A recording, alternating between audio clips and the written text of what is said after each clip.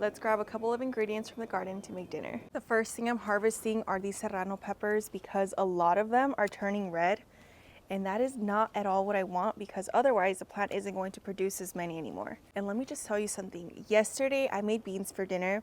I added 2 serrano peppers that were still green, and it was so spicy, spicier than the Thai chili peppers that I normally add in them. So am I scared? Absolutely. Normally I don't let them get too ripe, otherwise they're too spicy to use in dishes, especially for my kids. Ooh, this one even started drying up actually. So I'm gonna start off with the red ones right now to get them off the plant, and then we'll start harvesting some of the green ones.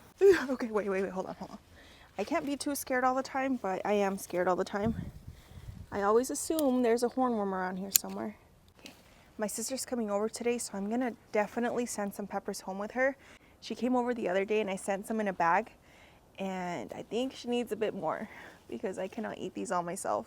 Also, it's like 90 degrees right now, so it's kind of hard to be out here. I'm sweating so much. So I'm leaving on a trip today. I'm coming back in a few days, and this is the first time I'm traveling without my husband, and I'm kind of scared.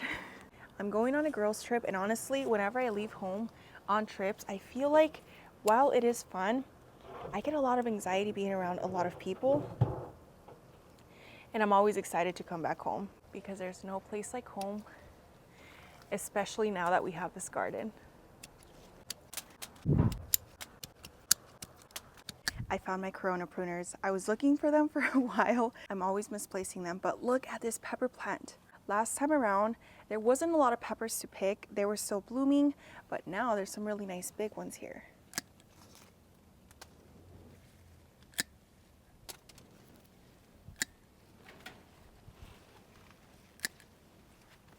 I'm really happy that I have the support back here because if I ever need to tie it back, it'll be a lot easier to keep it upright now that it's starting to branch out and get a little bushier. And if you guys remember, I cut this one down pretty far during the winter time to help it overwinter, and now look at it. So I had a lot of people asking me, what does overwinter mean? It just basically means helping some of your perennial plants go to sleep or go into dormancy during the winter time. That way you don't have to start over every single season. You can just keep harvesting from the same plant year after year. And then come spring, it'll just wake up as a lot of other plants normally do. But here in Arizona, our climate is so mild that I don't need to bring them inside or put them in a container. I just leave them where they are. I cut them all the way back, and come spring, they wake up on their own.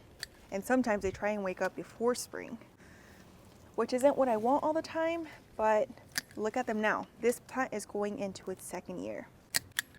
I was just about to leave when I realized that there's some red peppers down here. So I want to make sure to take those with me so that the plant continues to produce. Some of them are even starting to dry up. And I think I see one more. Yep. There we go. This 3-gallon container says these are Romas. I don't know about that. They don't really look like Romas to me. But this one right here seems to be ready, so let's bring it indoors. While we're out here, I'm gonna harvest the scallop squash. The plant didn't get as big as I'd like it to, and I think that's just because of the limited space it has, but hopefully down the season we get some bigger squash. Let's bring it indoors though. That's really pretty.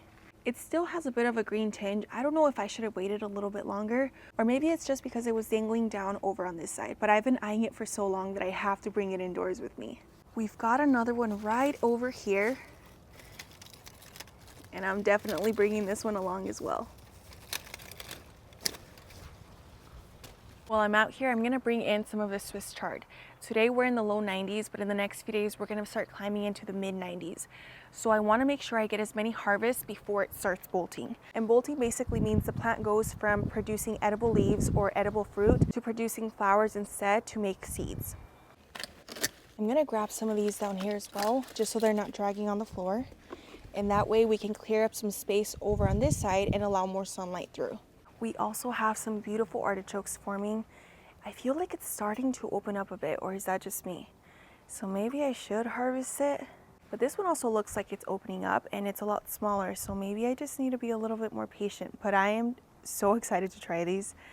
I've never tried one before. I see them at the store all the time, but they're kind of expensive, so I never buy them. And I feel like the first time I try one, it has to be from the garden. So maybe I'll give it a few more days, but I hope to harvest it when I get back. I'm telling you, I have so many peppers in the garden. So I'm gonna go through and harvest these. I don't know what variety they are, but as you can see, they have more of a dark purplish color with a little bit of green on the back. Oh, there's some good ones down here. Harvesting peppers feels very bittersweet because my first season gardening, I could not get my pepper plants to take off because I was direct sowing them around August and it was really hot the year I started gardening. I think we broke a lot of heat records that year here in Arizona. I don't think there was a single pepper plant that actually came up. I went through packs and packs of seeds. So now that the garden is full of these beautiful pepper plants, it makes me feel very happy and like we've come full circle. Speaking of peppers, I have these that say they're California Wonder Peppers. These are definitely not California Wonder Peppers, but I'm gonna bring them indoors because some of them are starting to turn leathery. And I thought they had blossom end rot, but then again, I don't know if they're just drying up on the plant because none of the other ones seem to have that. It's just a couple here and there. And it's really just the older ones.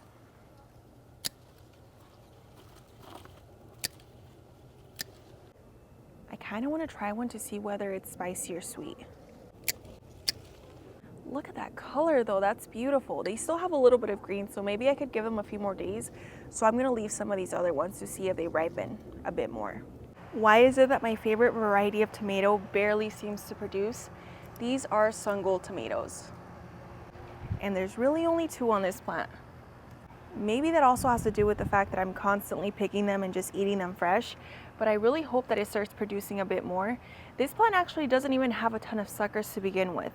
So I might also go in, try and propagate some of the cuttings and then transplant them into the garden bed to see if I get a bit more production. These tomatillos are a little overripe, so maybe I'll save them for seeds, but I'm gonna pick them so that the plant continues to produce. First I see spider webs, so. Oh, and they're pretty much falling off on their own. Oh, yeah, that's a little too ripe. So here I have a purple and green tomatillo in the same container, a 15-gallon.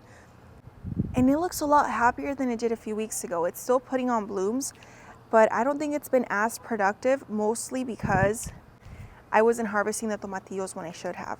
There's a couple here and there, but I don't think they're ready yet. Is there no one else? Oh, over here. I see a yellow one. I think we should bring some of these eggplants inside. They don't get very large, and I like them when they're nice and tender. Oh, so maybe this one back here.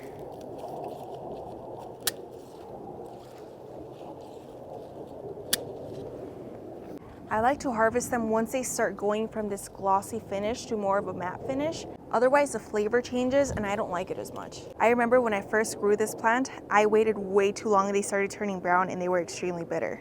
I can actually see one hiding down here, and this one looks like it's a pretty good size.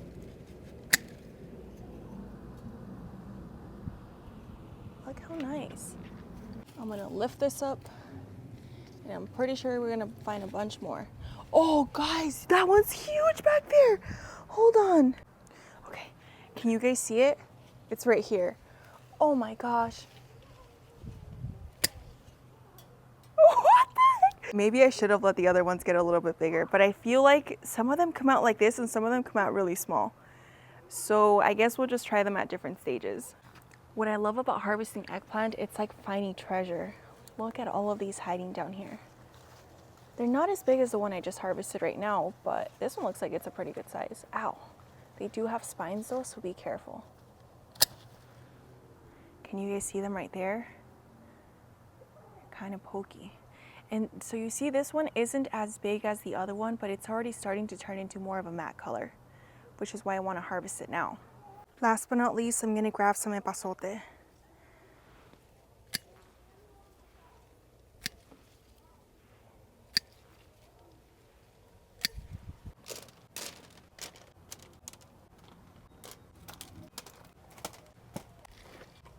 And here's what I harvested from the garden today. Now let's go make dinner.